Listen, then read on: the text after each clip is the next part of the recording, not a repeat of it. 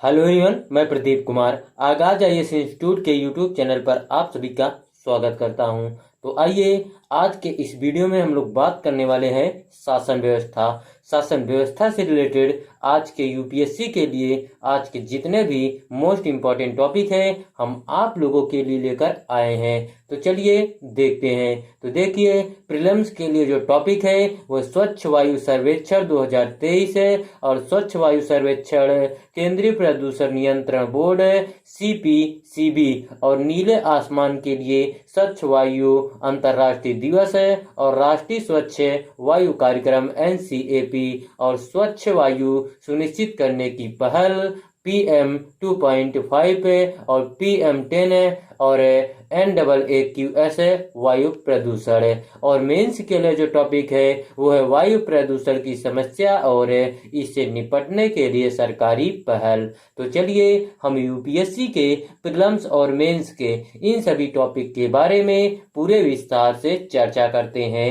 तो देखिए चर्चा में क्यों है, आइए समझते हैं। तो हाल ही में स्वच्छ वायु सर्वेक्षण क्लीन एयर सर्वे 2023 के पुरस्कारों की घोषणा की गई है। यह सर्वेक्षण केंद्रीय प्रदूषण नियंत्रण बोर्ड सीपीसीबी द्वारा किया गया था। आइए इसके बारे में हम लोग टिप्पणी समझते हैं। तो देखिए, वायु गुणवत्ता में सुधार के लिए जागरूकता बढ़ाने और कार्यों को सुविधाजनक बनाने के लिए प्रत्येक वर्ष 7 सितंबर को नीले आसमान के लिए स्वच्छ वायु का अंतर्राष्ट्रीय दिवस international day of clean air for blue skies मनाया जाता है। इसे वर्ष 2019 में संयुक्त राष्ट्र महासभा UNGA द्वारा घोषित किया गया था। नीले आसमान के लिए स्वच्छ वायु के चौथे अंतर्राष्ट्रीय दिवस स्वच्छ वायु दिवस 2023 की थीम जो है वह स्वच्छ वायु के लिए एक साथ है,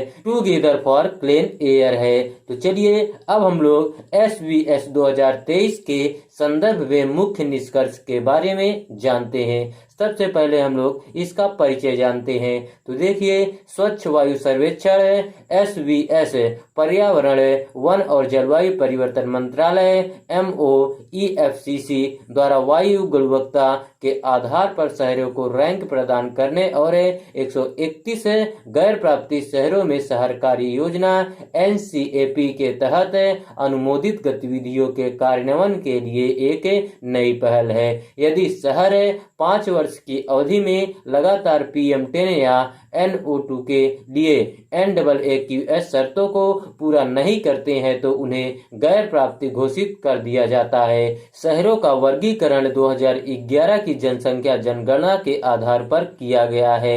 मानदंड शहरों का मूल्यांकन 8 प्रमुख बिंदुओं पर किया गया है, जैसे बायोमास का नियंत्रण, नगर पालिका ठोस अपशिष्ट दहन, सड़क की धूल, निर्माण और विध्वंस अपशिष्ट से उत्सर्जित धूल, वाहन उत्सर्जन, औद्योगिक उत्सर्जन, जन जागरण और PM 10 सांद्रता में सुधार। तो चलिए इसके प्रदर्शन के बारे में हम लोग समझते हैं। तो देखिए, प्रथम श्रेणी के तहत शीर्ष 3 शहर मिलियन से अधिक जनसंख्या, इंदौर के बाद आगरा और ठाणे है। सबसे खराब प्रदर्शन है मदुरै 46 है, हावड़ा 45 और जमशेदपुर 44 है। भोपाल 5वें और दिल्ली 9वें स्थान पर है।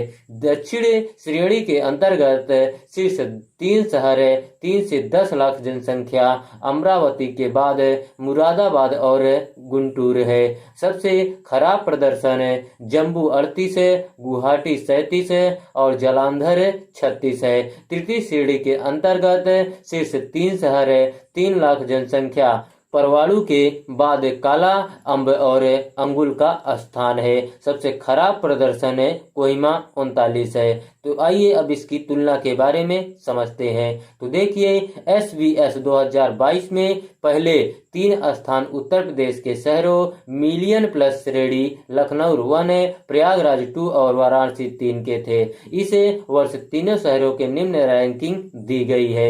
आइए नोट इसके बारे में समझते हैं। तो देखिए, वर्ष 2020 में भारत के प्रधानमंत्री ने समग्र दृष्टिकोण के माध्यम से 100 से अधिक शहरों में वायु वायु गुणवत्ता में सुधार हेतु योजना की घोषणा की।